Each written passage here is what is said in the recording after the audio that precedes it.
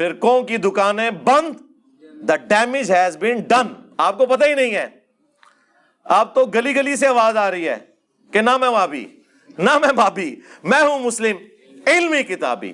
اور مرنے سے پہلے اے مسلمان کر لے اس پہ غور, کتابوں کا خدا اور ہے, بابوں کا خدا اور. بابے بھی اسی خدا کو مانتے تھے لیکن ان کوالٹیز کے ساتھ نہیں جو پیغمبروں نے بتائی ہیں, جو آسمان سے نازل ہوئی ہیں, بلکہ اپنی تعلیمات کے ساتھ. اور اب بابوں کا حال یہ ہے کہ چھوٹے چھوٹے بچے بھی کہہ رہے ہیں کہ نبی کے جیسا ہے ہی کوئی نہیں, بابے تے شے ہی کوئی نہیں. یعنی رسول اللہ کے مقابلے پہ. پہلے میں صرف کہتا تھا نا بابے تے شے ہی کوئی نہیں, وہ کسی کانٹیکسٹ میں کہتا تھا, لیکن وہ کہتا نہیں بابا کی توہین ہو رہی ہے, ہوں کو نہ توہین ہو رہی ہے. آپ نے تو ہمیں کہانی کرائی ہوئی ہے کہ بڑے سے بڑا کوئی غوث کتب ابدال, اس کے گھوڑوں کے قدموں کی خاک, اس کے گھوڑے کے نتنوں میں بیٹھے اس کو غوث کتب ابدال نہیں پہنچ سکتا. تو عبداللہ بن مبارک سے کسی نے پوچھا کہ امیر معاویہ افضل ہے یا عمر بن عبدالعزیز افضل ہے, تو آپ نے فرمایا کیا بات کر دی تو نے, امیر معاویہ نے جو حضور کی حمایت میں گھوڑا دوڑایا نا, اس گھوڑے کے ناک میں جو مٹی داخل ہوئی نا, عمر بن عبدالعزیز تو اس کا مقابلہ بھی نہیں کر سکتا. پیارے بزرگوں اور دوستوں, آپ بتاؤ صحابہ اکرام سے زیادہ بہتر مسلمان کون تھا؟ صحابہ اکرام سے زیادہ نمازی متقی پرہیزگار عبادت گزار تقوی شعار کون تھا؟ خدا کی قسم اس کائنات میں کوئی نہیں تھا. 1,00,000 اولیاء اللہ ایک طرف, میرے نبی کا بلال حبشی ایک طرف. اور سیدوں کے سردار غوث پاک کہتے ہیں حضرت امیر معاویہ کی سواری جب چلتی تھی نا, سواری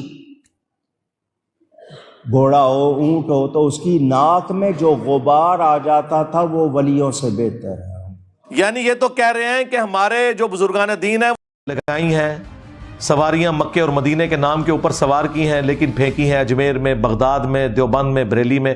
ان لوگوں نے اپنے نبی کے ساتھ غداری کی ہے. تمہاری آخرت کے پیچھے بھی پڑے ہیں. بزرگوں کی تو آخرت انہوں نے برباد کر دی, ان کو تو ہم قبروں سے نکال کے سمجھا نہیں سکتے, لیکن اپنی آنے والی نسلوں کو بچا سکتے ہیں ان کے شر سے. ہاں بالکل. اور دیکھیں آج اللہ تعالیٰ نے اس پلیٹ فارم کی برکت سے حق کو کس قدر بلند کیا ہے کہ 2009-10 کے اندر جب ہم نے یہ کام شروع کیا تو ہماری ویڈیوز کے نیچے 99% کامنٹس نیگیٹو ہوتے تھے کہ اوے پہ گیا جائے ساڑھے بابیاں نو پہ گیا جائے. آج بزرگوں کی میمز بن رہی ہیں. ہاں تو ہم اس وقت بھی اپنے ساتھیوں سے کہتے تھے کہ وہ حقیقت جسے آج تم اندھیروں میں بھی کہنے سے ڈرتے ہو, ایک دن کے اجالوں میں کہی جائے گی. ہاں انشاءاللہ.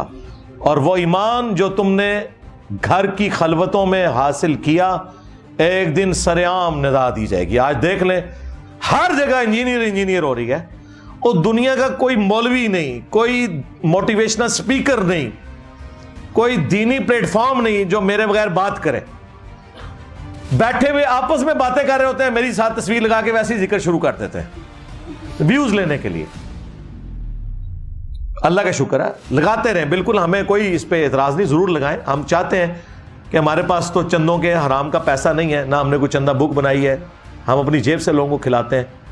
ہم نے کوئی مسجد نہیں بنائی, نمازیں تم سب کے پیچھے پڑھتے ہیں, کوئی مدرسہ نہیں بنایا, تو ہمارے پاس پبلسٹی کے لیے پیسے نہیں تھے. تمہارے بزرگوں نے یہ ساری پبلسٹی کی ہے, اللہ کا شکر ہے.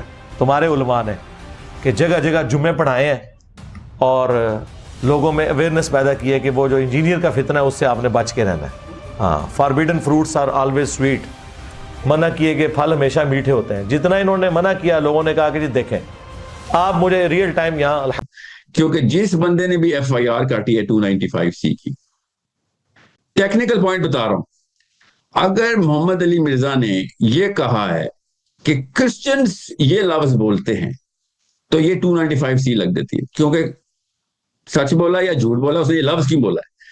ٹیکنیکل پوائنٹ بتا رہا ہوں کہ ابتسام علیہ ظہیر صاحب اور اہل حدیث کو, اور اسپیشلی وہ جو لوگ کہتے ہیں نا سر کچھ کام بتائیں نا, کہ باتیں نہ ہو جائیں, کام بتائیں, تو محمد علی مرزا کے اسٹوڈنٹس کو بھی میں کہہ رہا ہوں کہ آپ لوگ تھانے پہنچیں, FIR کٹوائیں اس محرر کے خلاف اور اس بندے کے خلاف جس نے FIR کٹوائی, کیونکہ اس نے محمد علی اس نے بھی وہ لکھا ہے, جس نے پرچہ کاٹا تھا اس نے بھی لکھا ہے, اور اگر آپ نے اس کے اوپر پرچہ نہ کیا تو آپ لوگ دھوغلے ہیں. آپ لوگوں کو یہ نہیں پتا کہ آپ نے جس بیس کے اوپر مرزا کے اوپر کیا ایف آئی آر, اگر آپ کہتے ہیں ٹھیک ہے میں بھی مان لیتا ہوں, ٹھیک ہے بنتی تھی ایف آئی آر, تو اس کے اوپر بھی تو ایف آئی آر کرو جس نے جا کے بولا کہ محمد علی مرزا نے بولا. جی, اور اس کے خلاف بائی دا وے لا ہے. the law exists because of this very sense that you just said. اس پہ نہیں لگتا, تو اس لیے ہم ان متشدد مولویوں سے کہتے ہیں کہ آپ کو بھی انجینئر کے خلاف جب اپنی دشمنی نکالنی ہے تو کسی جائز طریقے سے نکالو, 295C کا سہارا مت لو. تو یہ بالکل نہیں بنتا اس موقع پہ 295C. اور جو مولوی اس پہ خوش ہو رہے ہیں نا کہ نہیں 295C پہ ہم اس کو لٹکوائیں گے, بھائی پھر آپ بھی جب کسی کا کلمہ کفر نقل کریں گے نا, جن لوگوں نے جا کے ایف آئی آر کٹائی انہوں نے کیا کہا کہ انجینئر نے نبی کے بارے میں یہ الفاظ کہے ہیں, تو انہوں نے بھی تو نقل کیے نا, تو پھر ان پہ بھی 295C لگاؤ کہ یہ انجینئر کے بارے میں کہہ رہے ہیں انہوں نے ایسا کیا. پھر میں اگر یہ بات نقل کر رہا ہوں تو مجھ پہ بھی لگاؤ. کچھ متشدد مولویوں کی اپنی ٹھڑک ہے جو انہوں نے دشمنی نکالنی ہے, تو اس کے لیے 295C جیسے مقدس قانون کا سہارا لے رہے ہیں. وہ یہ 295C کی توہین ہے, میں سمجھتا ہوں اس قانون. میں کبھی بھی ایسا ازیوم نہیں کر سکتا, لہٰذا شاید وہ ایک کراس ورڈ فارمولا بتانا چاہ رہا ہے کہ وہ جو اس طرح سوچتا ہے شریعت نے ان کے ساتھ بھی شادی کی اجازت دی ہے, یعنی باوجود اس کے ڈفرینسز ہیں مگر ایک right way of communication, understanding and relation ہے. اس کو اس طرح سے دیکھا جانا چاہیے, اور مزید بھی اگر سمجھنے کی ضرورت ہے تو پھر اسی اسکالر سے جواب دینا چاہیے. اگر مفتی حنیف قریشی صاحب کے اوپر ہزاروں پرچے گستاخی کے نام سے ہو سکتے ہیں اور وہ گرفتار نہیں ہوتے, سلاخوں کے پیچھے نہیں جاتے, اگر مفتی طارق مسعود صاحب کے پیچھے پرچے ہو سکتے ہیں اور وہ گرفتار نہیں ہوتے, سلاخوں کے پیچھے نہیں جاتے, اور اس طرح ہی ABC XYZ سارے پیارے لوگ, تو پھر محمد علی مرزا کو سلاخوں کے پیچھے ڈالنا کس طرح کا انصاف ہو سکتا ہے؟ اور اگر محمد علی مرزا کو سلاخوں کے پیچھے ڈالنا انصاف ہے تو پھر یہ قانون سب کے لیے برابر ہونا چاہیے. یعنی جو امپورٹنٹ ترین سوال ہے, کیا یہ سارا کچھ بھی مرزا محمد علی صاحب کے حوالے سے جو اگریشن ہے, کیا یہ نہیں بتا رہی ہے کہ آپ کے پاس علمی دلائل, آپ کے پاس فیکٹس کم پڑ گئے ہیں اور آپ ایک انسان کو اپنی میجورٹی, اپنی پاور, اپنی اسٹرینتھ کے پیچھے دبانے کی کوشش کر رہے ہیں؟ یہ تو آپ اس کو فیور دے رہے ہیں, اور میں سمجھتا ہوں کہ آپ اس کی امیج کو انلارج کر رہے ہیں.